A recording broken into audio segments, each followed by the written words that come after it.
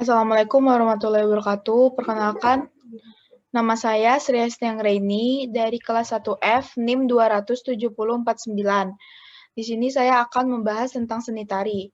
Seni tari itu secara umum adalah gerakan tubuh yang secara berirama senada dengan alunan musik yang dilakukan di tempat dan waktu tertentu untuk keperluan pergaulan, mengungkapkan perasaan, maksud, dan pikiran itu sendiri. Terus di sini ada definisi tari menurut para ahli. Yang pertama ada Bagong Kussudiardja, di mana suatu seni yang berupa gerak ritmis yang menjadi alat ekspresi manusia. Terus ada Atik Supandi, ekspresi jiwa manusia melalui gerak-gerak ritmis dan melodi yang indah. Terus ada Dr. Gede Ardika, sesuatu yang dapat menyatukan banyak hal hingga semua orang bisa menyesuaikan diri atau menyelesaikan gerakannya masing-masing. Terus ada John Martin, gerak sebagai pengalaman yang paling awal dari kehidupan manusia. James R. Brandon, 1967, salah seorang peneliti seni pertunjukan Asia Tenggara asal Eropa, membagi 4 periode budaya di Asia Tenggara, termasuk Indonesia, yaitu periode prasejarah sekitar 2.500 tahun sebelum Masehi sampai 100 Masehi. Terus ada periode sekitar 100 Masehi sampai 1000 Masehi, masuknya kebudayaan India. Yang ketiga ada periode sekitar 1300 Masehi sampai 1750, pengaruh Islam masuk, dan periode sekitar 1750 Masehi sampai akhir Perang Dunia Kedua. Tarian juga tercipta dari beberapa tema pada masanya, yaitu tari bercorak Hindu-Buddha. Contohnya adalah Ramayana dan Mahabharata. Terus ada tari bercorak Islam, tari Saman, dan tari Zapin Melayu. Yang ketiga ada tari keraton atau kerajaan, yaitu tari golek ayun-ayun dan tari jaipongan.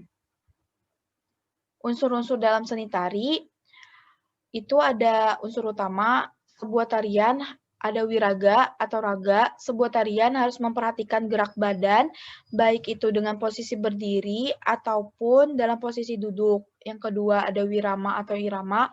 Seni tari juga harus mempunyai unsur irama yang bisa menyatukan antara gerakan badan dan juga musik pengiringnya. Wirasa atau rasa, tarian harusnya mampu menyampaikan sebuah perasaan yang ada di jiwa, baik itu melalui sebuah gerakan dan tarian atau ekspresi pada penari tersebut. Terus ada unsur pendukung dalam seni tari, di mana ada ragam gerak. Ragam gerak itu, sebuah tarian bisa terlihat indah jika semua anggota badan berkolaborasi. Bukan cuma tangan dan kaki, tapi kombinasi lirikan mata dan raut wajah itu juga penting dalam ragam gerak. Terus ada rias dan kostum. Unsur ini juga sangat penting karena tanpa riasan wajah dan kostum itu, sebuah tarian tuh berasa tidak atau hambar gitu. Jadi nggak mempunyai makna dan nggak menarik buat orang untuk nonton sebuah seni tari itu tersebut. Terus ada ragam iringan. Suatu tarian bisa dinikmati kalau ada musik yang ritmis dan cocok dengan gerakan tari tersebut. Jadi akan tercipta paduan yang indah antara musik dan gerakan tubuh. Terus juga ada pola lantai atau blocking.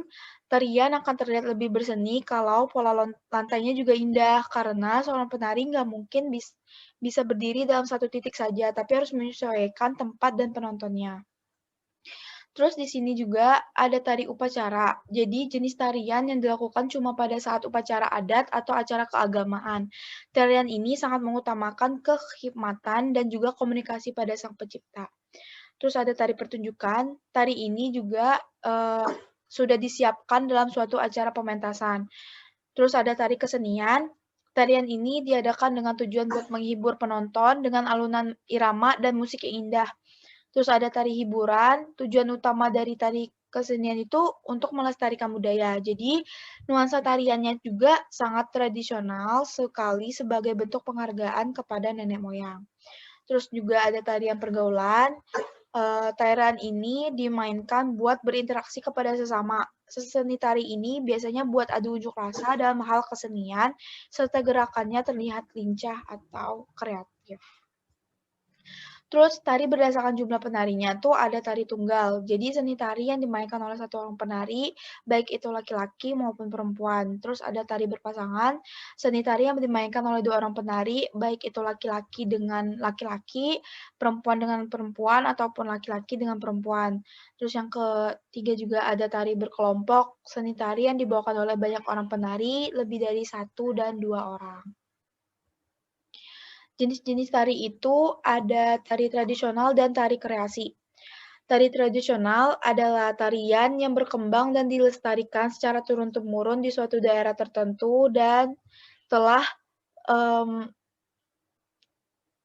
turun-temurun oleh nenek moyang itu sendiri.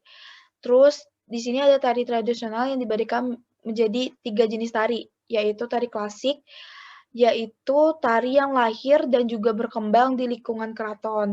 Tari ini juga sudah ada sejak zaman feodal dan diturunkan secara turun-temurun di kalangan bangsawan. Terus ada tari rakyat. Tari rakyat itu juga bisa disebut dengan tari vokasik. Jadi tari yang lahir dan juga berkembang dari budaya masyarakat lokal itu sendiri. Terus ada tari kreasi baru. Jadi tari kreasi ini tari yang klasik yang sudah diaransemen berkembang sesuai perubahan zaman. Contoh tari tradisional itu ada tari saman dari Aceh, tari baluse dari Sumatera Utara, tari piring dari Sumatera Barat, tari makan siri dari Riau, dan tari jaipong dari Jawa Barat. Tari kreasi adalah tarian yang gerakannya memiliki makna dan dilakukan seirama dengan alunan musik.